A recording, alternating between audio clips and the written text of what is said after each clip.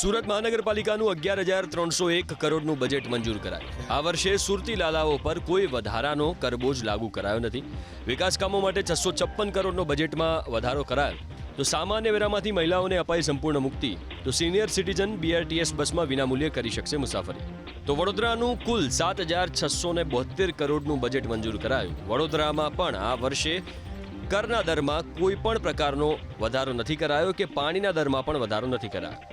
Yellow fever વેક્સિનના 500 રૂપિયાના બદલે ઘટાડીને 300 રૂપિયા વસૂલવામાં આવશે. લેબર સેસ અને FSIમાં 1 અને 2% વધારો કરાયો.